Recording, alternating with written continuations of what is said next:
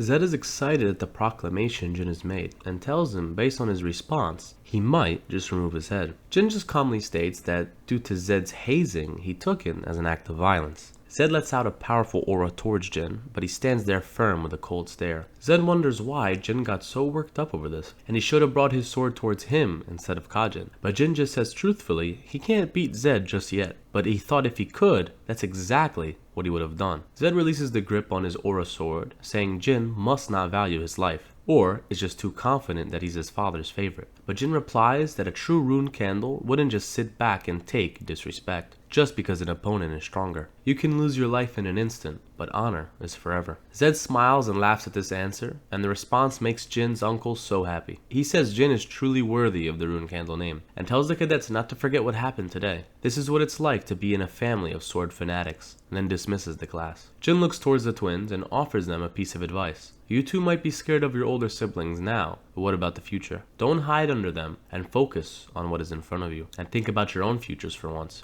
Jin returns to his room and is greeted by Murakami and Gilly. He informs them on what transpired outside in training today and how he started the battle for hegemony. He also tells them that he thinks his sisters, Miu and Anne, are backing the twins, and due to his little stunt today, they might be angry on how it all played out. Jin saw through their little plan from the start, since there's no way the twins would have had a 5-star knight in their faction, since typically, people only have members in their faction that are weaker than themselves. But Gilly is still worried that the older siblings are intervening so soon, since it's an unspoken rule that flag bearers fight only other flag bearers, yet they're already teaming up on Jin. On the other hand, Jin is actually happy at the turn of events, because now they're under fire from their actions, and there's less reasons they will come after him, at least publicly. They could still, however, use their authority to mess with Jin's underlings and missions, but Jin plans to take only solo missions from now on, so there won't be a chance of people coming along keeping an eye on him. Gilly just smiles, seeing how well thought out Jin's plans actually are. Jin says that if he goes on solo missions, no one will mind if he takes his cat with him, right?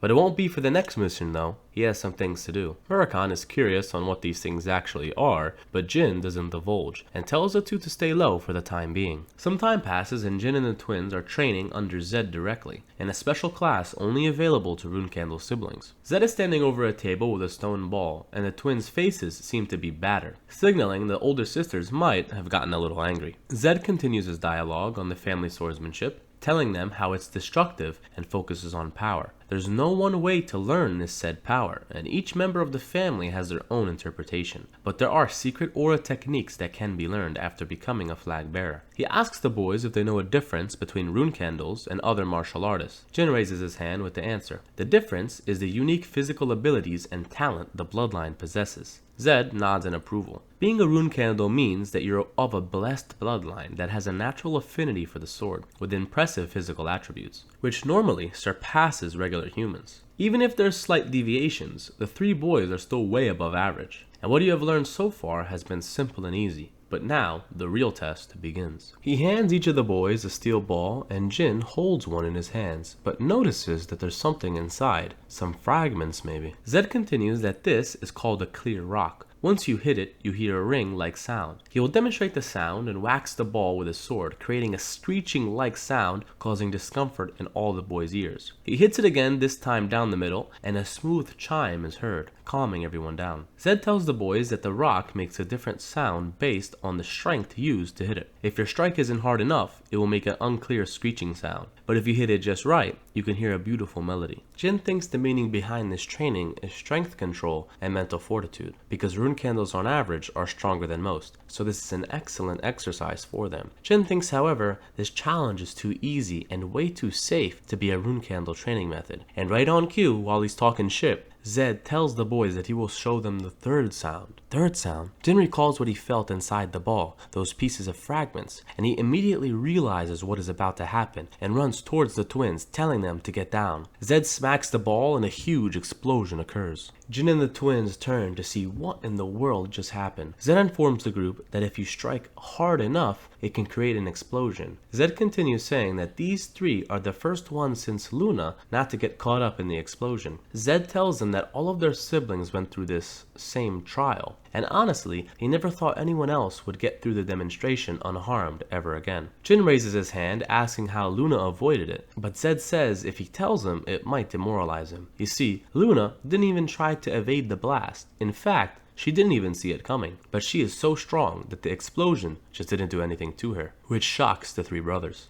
But now it's time to strike the ball. They will not stop until they can create the clear sound at will. Some time passes and we shift to the OP in question, Luna, getting some tea from her nanny. The nanny gives details on the task Luna put her on to find information on who tried to assassinate Jin. She says that she suspects it might have been Miu and Anne, considering how they're getting involved with him already. Luna takes her glass and thinks how foolish they can be, even sending someone to storm castle while they themselves are in a succession war. If their father heard of such a plan, they could lose their lives. The nanny asks Luna what the chances are that Jin is lying or not seeing the whole picture clearly. Luna says that Jin was 10 at the time and this could be possible, but doesn't feel that he would lie to her. And the atmosphere around the boy, even at a young age, led her to believe that his life was in danger. The nanny asks if she should keep her investigation up on the two sisters, and Luna tells her to do so. But the nanny is worried that Luna will fight with her siblings once again. But Luna dismisses this. She is already 30. Isn't it too late to worry about her? She changes the topic to Jin and wonders how his training is going. She is sure the results of her own training with him regarding the mind's eye should soon come into effect, so she's sure he's gonna be alright. The panel shifts to the next day and about 4 hours passed in afternoon training. Jin is sweating profusely and he notes that this is the hardest training he has ever done. Zed signals the boys to take a 5-minute break and Jin thinks on the situation. He thought this training was to control strength and sharpen one's mind, but he was wrong. First, he needs to increase his destructive power with his aura. His uncle was able to blow up the steel ball without using aura, but Jin isn't even close to having the same bare strength, so he needs to bridge the gap using aura. First, he needs to find the right application of aura to make the clear sound. Then, he will break the stone. Jin thinks that even the Tona twins did this in their past life, so surely he is capable. Zed looks towards the Tona twins struggling, but notices that Jin is truly special, and he might even break Luna's record. Nighttime comes, and Zed tells Jin to remind his brothers not to come to training if they plan on collapsing. Zed thinks the Tona brothers lasted longer than he expected, but Jin is truly a prodigy, and curses his older brother Siren. If only Jin was born 10 years ago, he would have had full control of the family by now. What a shame this is. Damn, I love how Zed's hyping up our boy. About 1 month passes and the intermediate class has been given their first mission. All of the cadets in the list step forward. The man begins going down the list, assigning all the cadets to their missions. Finally, on the last page, he gets to Jin's cadets and assigns them the mission to deal with 25 orcs. They all look around, and this seems to be a mission way harder than the ones assigned around them. Even the surrounding cadets are questioning how these newbies were stuck with this kind of work. Kajin and his little gang starts laughing at our boy's cadets, but he better chill unless he wants to lose both his arms this time. The group is getting insulted, and one of the men in Jin's cadets tries to say something, but Mesa grabs him, telling him to shut up. This is Rune Candle.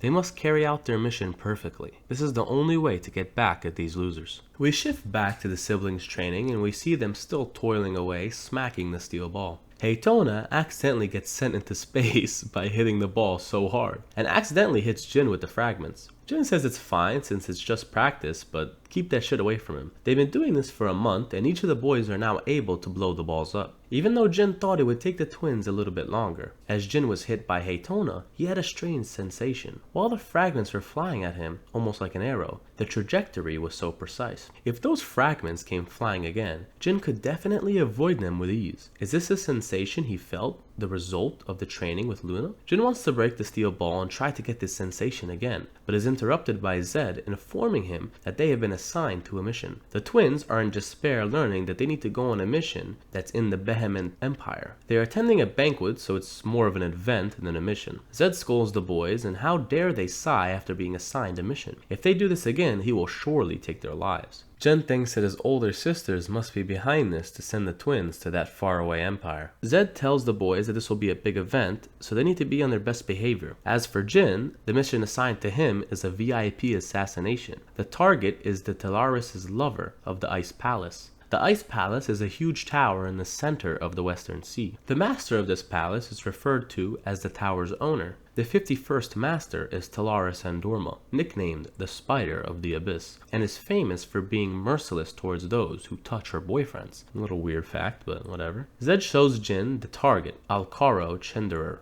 Guy has a hard name to pronounce, I'm sorry. Currently, he is being escorted to the Ice Palace, and right now, he is in the lawless zone of Mamet. After hearing the name Mamet, the twins begin to argue if Jin is even qualified to go. Yeah, he is. He got that plot armor. Apparently, the clients of this job is the Chenderer family. They basically are having their own child killed. They told the rune candles that they have tried to bring him back, but in vain, and decided it would be better for him to die than to sully the family's name. And I thought my family was strict. Zed asks Jin if he's up to the task, which he accepts confidently. Zed is surprised by Jin's poise, especially knowing the dangers of the Ice Palace and the Mamet. Yet Jin didn't even bat an eye. Zed informs the group that they have 2 days to prepare. The twins still worry about Jin, and they tell him if anyone bothers him, just mention the rune candle name. There should be nothing to worry about. Jin asks the two if they're really worried about him, and they decline since they want to be the ones that beat Jin. He can't lose to anyone else. Jin smiles and tells the two to make a decision. As he is saying this, he quickly slices the ball, making the perfect melody, signaling that he's completed the training. He continues his thought, telling the twins to choose on who they fear more, Jin or their elder sisters. As Jin walks away, Zed tells the boys to think about what Jin said. They are not strong enough to face him. 2 days later, all of Jin's cadets are here to see him off. One of them noticed that Jin's hair color has changed, but Jin tells him that he did this to be in a disguise. He doesn't want to reveal his identity. Since Jin's mission is in a different location, he will have to use a different teleportation gate. Jin asks Mesa about their mission, and it's to subjugate orcs, right? Why are you guys looking so down? The group seems to have low morale, and death must be imminent. Jin tells them to stop worrying, it's not going to help. Focus on the task at hand. This won't be the last time he sees his cadets. He will definitely be returning, no matter how hard the task is. This seems to give the group a little bit of morale, and Jin asks Gilly to look after them, and tells Murakhan not to get caught once he's gone. Gilly is still worried about Jin's dangerous mission, which should be higher than his pay grade. But Jin just calmly tells her that this is going to be like a vacation for him, and he'll even bring her back a souvenir. Jin arrives at the lawless zone, a land where all the scum of the earth gathers. A bulky man bursts into the room, asking why these newcomers haven't greeted him yet.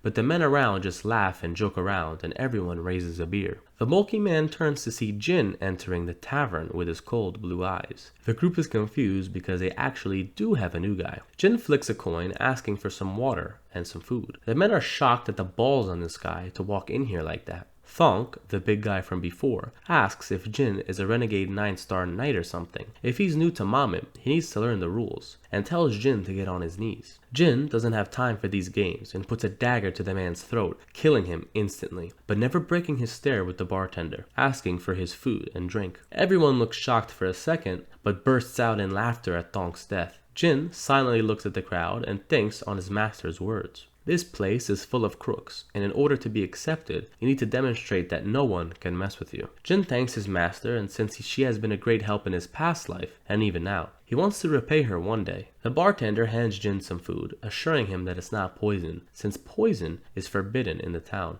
But the town's literally lawless, and Jin just stabbed the guy in the mouth. I don't know how that works, but... The bartender continues to ask Jin if he has any family here, and Jin says that he doesn't. The man asks if he's looking for drugs, women, weapons perhaps, or are you looking for someone? Jin responds saying the latter, and asks the man if he heard the name Hister. The bartender hasn't, and Jin just asks him to recommend a place to sleep. The man tells him to go to an inn called Moonlit Well on the west side of the city. It's a place where the kings of Mamet stay. The scene shifts to Jin arriving at this so-called inn, recollecting that Alcaro is a spoiled son of the count, never knowing the true hardships of life. A typical scumbag who indulges in pleasure, and the only reason someone like this is in Mamet is to get the attention of the master of the hidden palace, who is currently occupied with her lover. Jin remembers his conversation with the bartender. There is a new drug going around Mamet, so there's a good chance that the man Jin is looking for is high in his room. But he still has bodyguards, so he's going to need to scout the situation before making any moves. He overhears some boy screaming at a man with a sword at his hilt. This is the man Jin was talking about. He sees him scolding his bodyguard, who is only trying to protect him, but he seems to be out of drugs, and trying to get his bodyguard to get him more, even threatening their lives if they don't. The bodyguards look at each other, and while the young lord keeps blabbering off, they pull an absolutely Chad move and just punch him in the gut, knocking him out. The man curses the station they have and pray the lord just dies from his addiction. Jin looks over the scene and assumes the bodyguards must be around 6 stars. Killing Alcaro will be easy, but the bodyguards will prove to be a challenge. Jin ponders a way to kill the young lord discreetly and slams the table. It seems he found his method. The scene shifts to a lady asking her henchman how many bodyguards a certain person has. Henchman 1 responds saying around 6. They seem to be after the same person that Jin is.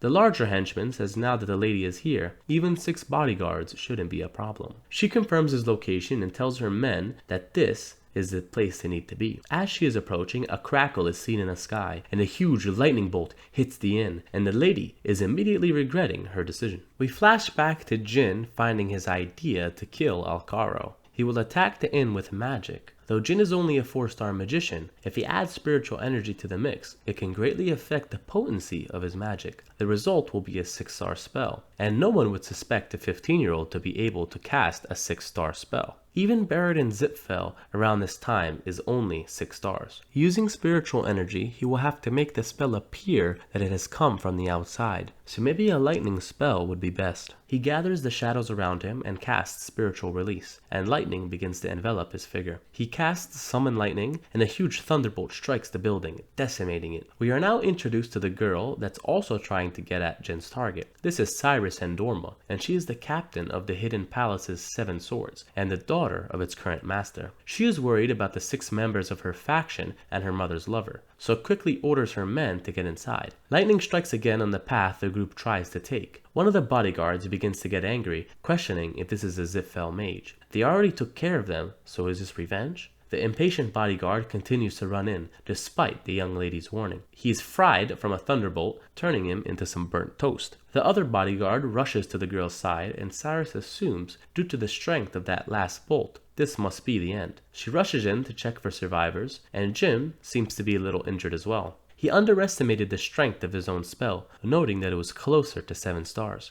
Thankfully, his pendant saved him from a lethal attack. He emerges from the rubble and sees the hidden temple guards are still alive. Before he can analyze the situation, Cyrus appears in his face, curious on the fact that there is another person her age in Mamin. Jin is stunned that Cyrus asked for his well-being. It seems he was caught up in the blast as well, so she offers him some help to get out of there. Her bodyguard approaches her, informing her that the guard survived, but she calmly tells him that if Alcaro is alive somehow, kill him, which shocks Jin. She also says that magic was most likely from a single magician, so if they find the person responsible, kill them as well. Jin immediately recognizes Cyrus as the Hidden Temple's master's daughter, and after hearing her order to kill Alcaro as well, he doesn't have any reason to worry that he didn't do the job. Jin can't let this girl remember his face, however, so he needs to slip away from the chaos. The bodyguard informs Cyrus that Alcaro did in fact die from the lightning strike. She tells her bodyguards not to worry, she was on her way here to relieve them of that duty anyways, and thanks them for putting up with him for so long. Cyrus raises her sword and tells all the onlookers that the Hidden Palace will now own this inn, or what's left of it.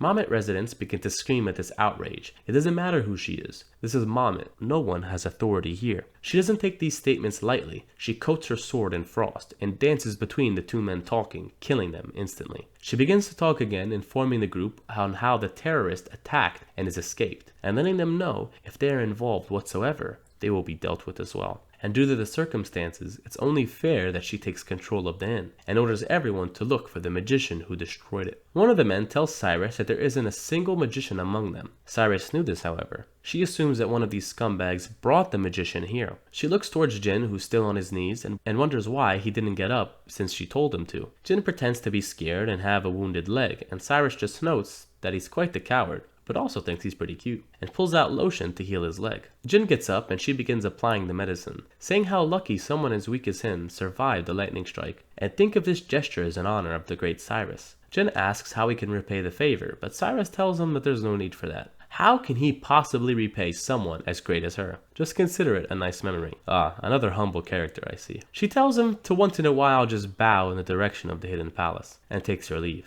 Jin got out of this one pretty easily and completed his mission. The panel shifts to Jin cadets completing their mission, chopping down some orcs. The mission is going much better than expected, and they're already at 18 kills and without any casualties. They might just get out of this one unharmed. Misa thinks that this situation is unusual for orcs since they're typically organized and in groups, but the 18 that they took out so far were nothing of the sort. Mesa thinks Jin has the blessing of a god, and she's not that far off, because he kinda does. The mission is going very well, and there's only 7 more orcs to go, as she orders the cadets to resume the hunt. We see a familiar cat in the bushes, however, and this must be the god that Miso was referring to. It seems Murakon has been lurking in the shadows, protecting the cadets the entire time, but he's almost at his wit's end and wants to go home and eat some delicious strawberry pie. A few days before, we see Murakon in his dragon form approaching the group of orcs, ordering them to move only individually and not in groups. If they don't want to follow that, they can be eaten on the spot. The orcs are terrified of Murakon and immediately understand the order. Back to the present, Murakon, still in his cat form, is cursing the so-called 1,000-year contractor for making him do such tasks. He's gonna make Jin buy him some mangas on the way home. But thanks to Murakon's efforts, none of the cadets have died. But he can't let his guard down, however, because a menacing presence can be felt, slowly treading in the way of the group. We see the silhouette of a knight-like creation, and Murakon seems to know what kind of creature this is, and thinks that the cadets are only 3 stars, so he puts up a barrier that they wouldn't even notice. Bellup, however, notices that it's gotten a little bit darker, but doesn't know why, and wonders if it's just the rain. The knight-like creation continues to stomp around, and Murakon transforms into his dragon form to meet him, asking who dares release such aura without his permission. And it turns out, it isn't even a life form,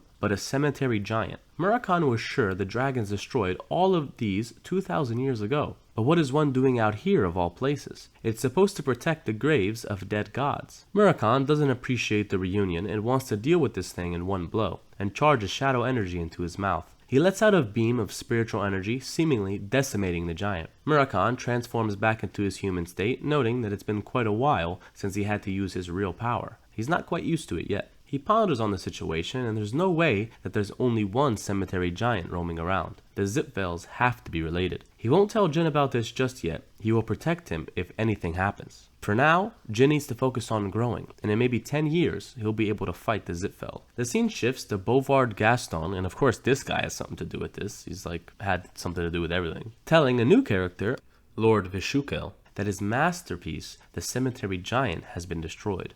We are introduced to Vishukel, and he is the vice leader of the revolutionary group Kinslow. Bovard despairs at the destruction of his so-called work of art, but Vishukel tells the man that this is not what they should be worrying about, rather the thing that took down the giant. He checked the scene and deduced that it was destroyed by a dragon of shadows, and they need to move forward with their plans. It's time to set up a meeting with the Zipfels. Before we dive into this meeting, however, we travel back to Zed, congratulating Jin on the completion of his mission, and he returned from Moment unharmed. Quite impressive. Zed orders everyone to disperse after complimenting Jin, and Jin leaves and meets with his cadets, who are all in one piece. Miu and Anne's cadets are watching over the bunch, chatting about a rumor that some mage strike the inn Jin was supposed to go to assassinate his target, mentioning how lucky he was to have someone else complete his mission for him. The man next to Kajin continues that Jin isn't really even that skilled, and all of his cadets are only 3 stars. But how long will they take this disrespect? Kajin can't do anything since Jin is still a pureblood. Until Miu and Anne give a direct order, his hands are tied. Jin approaches the group saying he's heard everything and asks Kajin how his arm feels. Okay, he's back to his villain art. Okay, what is he about to do? Kajin thanks Jin for cutting it so cleanly because it made it easy to be reattached.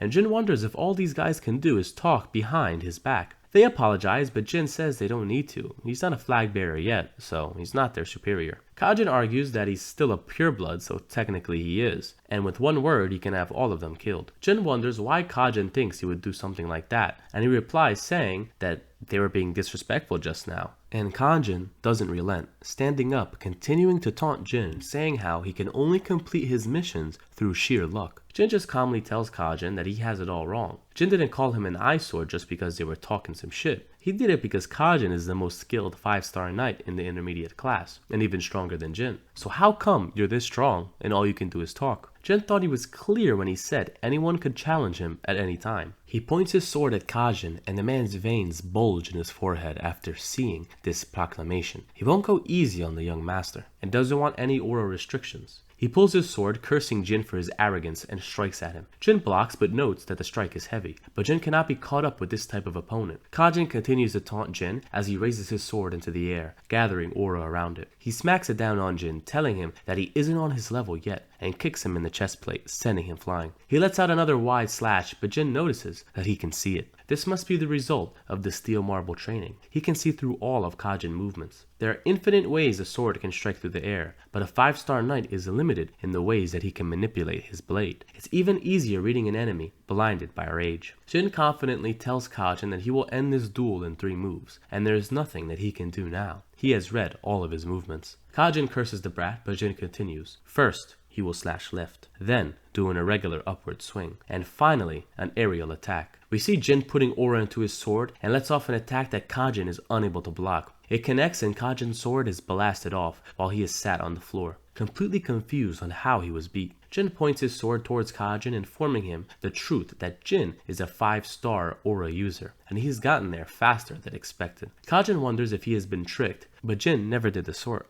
Kajin just doesn't know him well. Jin doesn't pick losing fights. The Tona twins rush into the scene wanting to know what is going on, but see Jin overtop a defeated Kajin. He strolls past the twins, telling them beating Kajin was nothing special. The scene shifts to the defeated Kajin explaining what happened to the sisters, who don't even believe him. How can a 15-year-old possibly be at 5-star aura? But Kajin says that everyone in the training ground witnessed what happened. Miu tells him that it's actually her fault for assuming Kajin was anything more than just trash, and urges him to leave. Anne tells Miu that this time, Jin showed his fangs to the entire clan, and his next mission, they will send some men with him to a place that will become his grave. Jin is seen back in his room, and Gilly informs him that after what he did, the house is in an uproar. Jin thinks that only Tamar, Siren, and Luna are people capable of being 5-star knights at the age of 15. And now, Jin is 5-star swordsmanship, 5-star magic, and 4-star spiritual energy. He never imagined he would get there so fast, and it's all thanks to the Clearstone training. Jin notices a connection between his 3 powers. All of them grow even when one of them gets stronger. He noticed it when he experienced the spiritual energy congestion after he leveled up. He felt his magic and swordsmanship become stronger as well. Perhaps these powers are greatly interwoven. Jin continues his monologue to Gilly, and since he's purposefully showed his family that he is a 5-star knight, his siblings will now take action, including his big brother, Joshua, who has been named as one of the future patriarchs. We are introduced to Joshua Runecandle, the second flag bearer, and he rose to power as a top candidate in a sibling rivalry. He has the support of their mother Rosa, and his influence is spreading. It might not be a bad idea to hide his skills a little longer, but Jin needs to continue his momentum of getting stronger, so he needs to attack enemies that are of a higher level for him to build experience, and wants people from outside the clan to begin spreading his fame. Murakhan, while eating his favorite snack, tells the kid that he sure does have a big ego,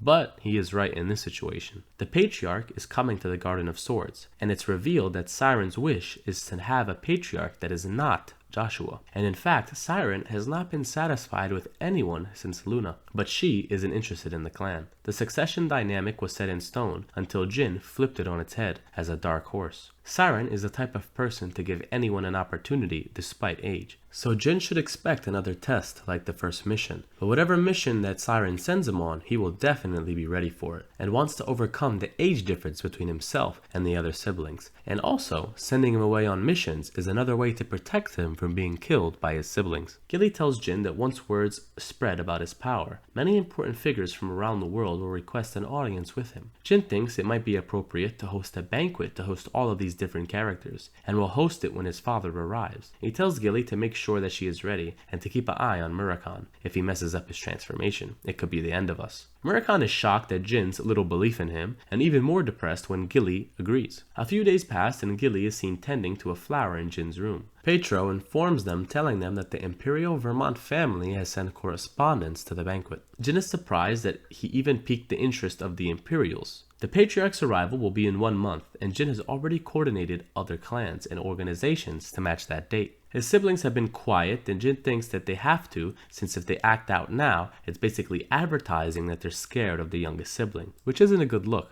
Before he can continue, Petro busts into the room, informing Jin that he has been assigned a mission, and the location is the Colin Ruins. All of a sudden, Rosa is reprimanding all of her children. How dare they send Jin into Zitfell territory? At least his mom has his back. It seems this mission was meant to be Jin's last, and we're introduced to 3 more siblings, Lunit, Ran, and Vigo. Jin walks into the room, aware of his upcoming task, but Rosa tells him that it's been cancelled. She won't let him go. The sisters try to argue, but Rosa just turns to them and puts them in their place. Hey, bonus points for mama. These bitches, her words, not mine, only seem to think about how to kill Jin. They argue that it's only natural, he threatens their hierarchy, and wonder why Rosa is defending him so much. In fact, all of the siblings had to deal with this kind of harassment due to their parents encouraging competition. Rosa agrees that it is true that she let actions like that take place, but reminds the group of Jin's potential. Who among them has reached 5 stars at 15? She is saying that Jin is different from all of them. If any one of them showed the same potential, she would have done the same. Lunita just yawns, and the two sisters are in despair that their mother basically said that they're not worth receiving her protection. And after seeing how they reacted, she doesn't regret their decision. And since the other 3 siblings are in the same generation of flag bearers, everyone will be punished. Lunita has to self-reflect for a while, and Ran and Vigo will have to return a famed sword, and the two are stunned. Rosa continues that she wanted to take all of their weapons, so be thankful that it's stopping at only 1. Hold up, how come Lunita only has to self-reflect? What kind of punishment? This family's so weird. The hell? Now, the attention is on Jin, who's entered the room, and Rosa asks him what he will do next. She thinks on what kind of action he will take. She just punished 3 siblings who had nothing to do with the situation. Will Jin try to be moral and help his other siblings out, or just be content on how the situation has been playing out and incur the wrath of even more family members? She is interested on how he will play this out. Jin begins to speak, saying how he very much likes this mission his big sisters assigned him, and Rosa is shocked. Does Jin know anything of the Kalin ruins?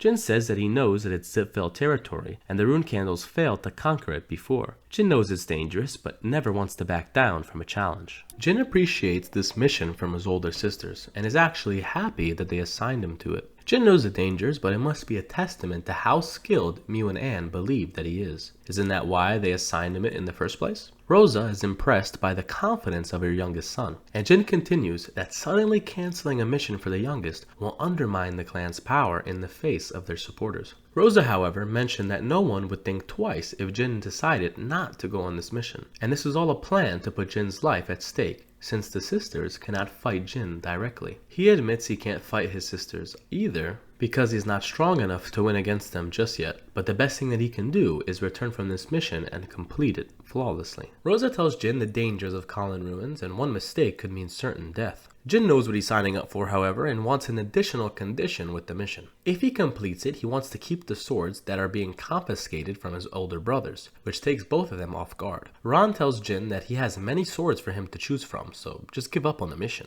Jin needs to stay alive, at least until Siren returns. Jin thinks that it's weird for him to say something like that, since he didn't even try to stop Miu and Anne in the first place. Rosa orders her children to be quiet and accepts Jin's condition. She thinks to herself that she is happy with Jin's progress. She feared he would turn out like Luna, but he has the personality of a dominator, telling him that luck won't be on his side twice. But Jin just laughs at this. His whole life he assumed he was an unlucky guy. Miu tells Jin that this isn't a solo mission. He will have people assigned to quote-unquote help him. Yeah, help him, alright. Jin thanks his sisters for their consideration, and with a cold piercing stare, bids them farewell. It seems Kajin is on this mission as well, so our boy might be alright, he's weak as shit. And the other two coming along are Mal and Rima. They fake pleasantries and tell Jin how wonderful it is to be assigned a mission with him, but we all know something's up. Jin tells Kajin that the past is the past, and now they should work towards their mission, but thinks to himself that all 3 of these people are Miu and Anne's lackeys. He's been set up. Mial asks to brief Jin further on the mission. Their objective is to steal relics, a total of 4 in the Kalin ruins. We get some information about this place. So the Kalin ruins is a place where thousands of natives used to live in tribes. Now the ruins are owned by the Zipfel clan, and it's located in the Pelan kingdom. This place was discovered a couple thousand years ago, and once the Zipfels found out about the natives, they murdered and enslaved them. Now, however, the clan claims to respect the tribes, but this is all for political appearances. It may appear that way on the surface, but in reality, the people are still enslaved, and no one is coming to save them. Under the tyranny of the Zipfels, the only reason that they're kept alive is to manage the land. The Zipfels crossed the line with these people, and their obsession with the ruins can most likely be linked to the powerful artifacts still hidden within. In particular, the mirror. The existence of this artifact was only known to the Zipfels, but a brave journalist exposed the secret that all of Zipfel's actions, including enslaving the natives, were all in an effort to find this mirror.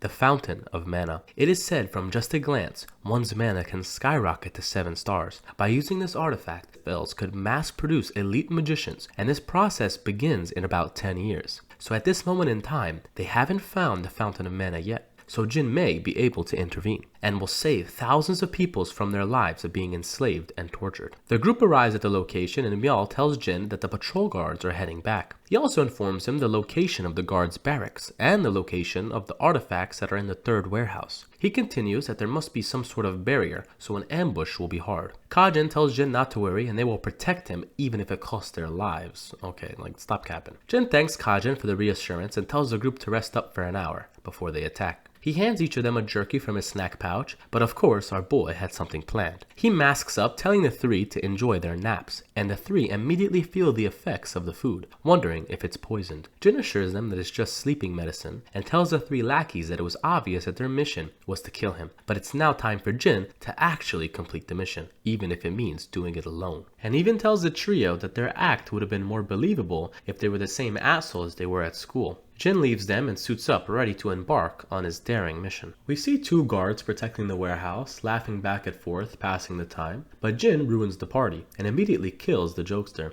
causing the second guard to draw his spear. He jabs at Jin, but it's easily dodged. He elbows the man in the neck, incapacitating him as he removes his hood. Only two guards, huh? Jin inspects the lock and is confused why a clan of magicians would have a simple lock and not a barrier spell. This might mean whatever's in here must not be important to the clan. Before Jin can walk in, he spots a mana circle, specifically called Blood and Barrier. This spell is to identify if one is a pure-blooded Zipfel, and it can differentiate if someone stepping on it is a human or a monster. In other words, it doesn't matter whose blood is put on the seal as long as it's a normal human. Jin grabs his knife and prepares blood from the unconscious guard. Jin thinks this did the trick, but is shocked to see that it still activated the trap. This means that the guard was sick with a disease, or he's not human. As Jin turns, he sees the two guards transform into terrifying beasts. Jin is perplexed at what's going on and has to use magic casting, Silent Wind. It seems fighting is unavoidable. The first berserking monster lunges in at Jin, but he takes his dagger and plunges it into the side of this beast,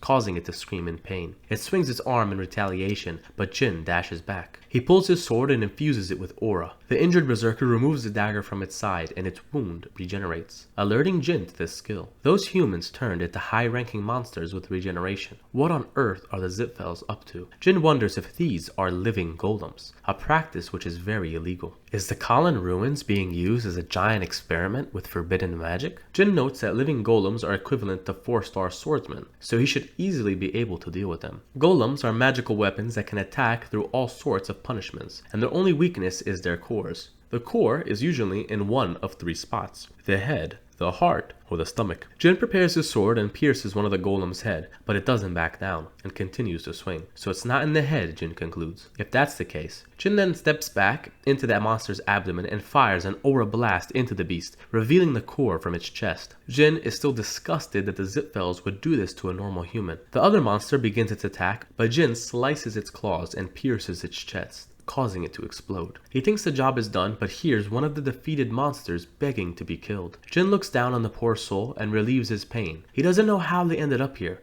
but one thing is certain: no human wants to become a living golem, a thoughtless tool with no future.